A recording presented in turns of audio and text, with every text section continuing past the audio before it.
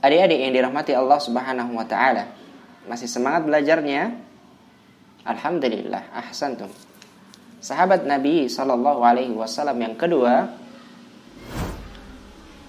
yang dijamin masuk surga dari 10 sahabat Nabi sallallahu alaihi wasallam adalah Umar ibn Khattab radhiyallahu taala anhu. Nama asli beliau adalah Umar ibn Khattab ibn Naufal ibn Abdul Uzza ibn Adi ibn Ka'ab. Kunyahnya adalah atau julukannya adalah Abu Hafs dan diberi gelar Al-Faruq. Kenapa diberi gelar Al-Faruq? Karena keberaniannya Umar menampakkan keislamannya sehingga Allah Subhanahu wa taala memisahkan antara kekafiran dengan keimanan. Ibnu Abbas radhiyallahu taala anhu berkata, "Awwalu man jahara bil Islami Umar bin Al-Khattab."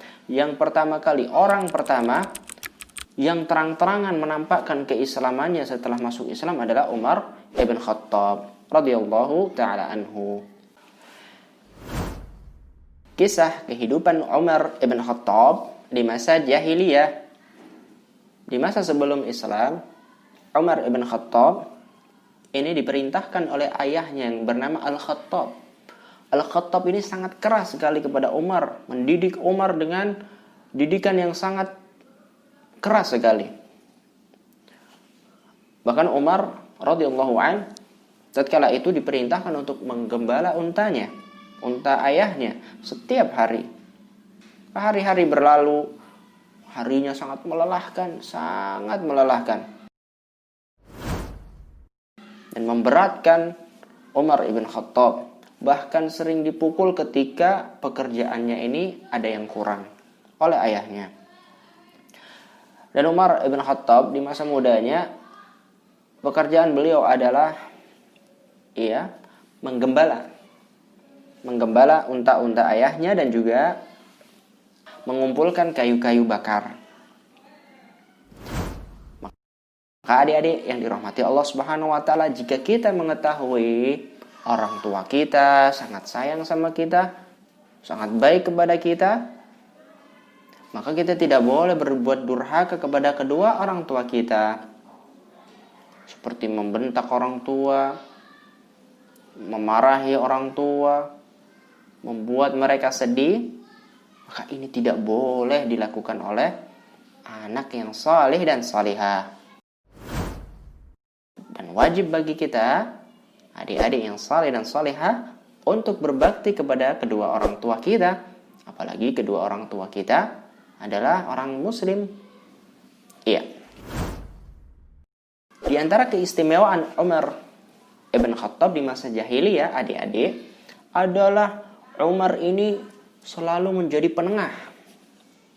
Ketika ada suku, antara suku Quraisy dengan yang lainnya ini saling bertempur, saling bertikai, saling berperang, maka diutuslah Umar ibn Khattab untuk menjadi penengah, mendamaikan antara mereka.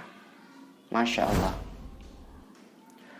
Namun adik-adik, kita tahu ya, Umar begitu keras sekali, Umar begitu tegas sekali.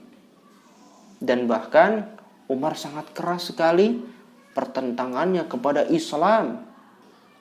Ketika mengetahui Nabi Muhammad diutus menjadi nabi, maka Umar bin Khattab ini menyakiti orang-orang yang baru masuk Islam, menindas mereka agar supaya mereka keluar dari agama Islam, sampai semuanya itu putus asa apakah Umar bisa masuk Islam.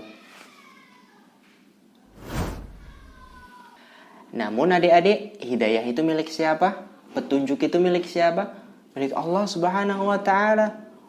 Ternyata Allah Subhanahu wa taala menghendaki Umar masuk Islam.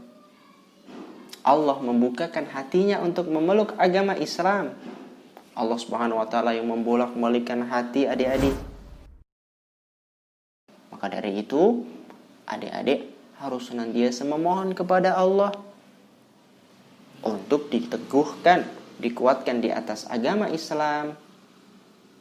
Karena nikmat iman, Nikmat Islam adalah nikmat yang sangat besar yang Allah berikan kepada kita semuanya. Di antara doa yang paling banyak dipanjatkan oleh Rasulullah. Rasulullah berdoa dengan doa, Ya muqallibal qulub, tsabbit qalbi ala dinik. Ya muqallibal qulub, tsabbit qalbi ala dinik. Wahai Allah yang membolak-balikkan hati, teguhkanlah hatiku di atas agamamu ya Allah. Dan Nabi SAW pernah mendoakan Umar agar masuk Islam. Rasulullah SAW berdoa, Allahumma a'izzad dina bi ahabbi hadaini rajulaini ilaik. Abu Jahal ibn Hisham atau Umar ibn Khattab. Ya Allah, muliakanlah agama Islam ini dengan dua orang yang engkau cintai dari mereka, Abu Jahal atau Umar ibn Khattab. Dan Allah Subhanahu wa taala mengijabah, mengabulkan doa Nabi dan menjadikan Umar masuk Islam. Setelah Umar masuk Islam, maka Islam menjadi kuat, Islam menjadi mulia.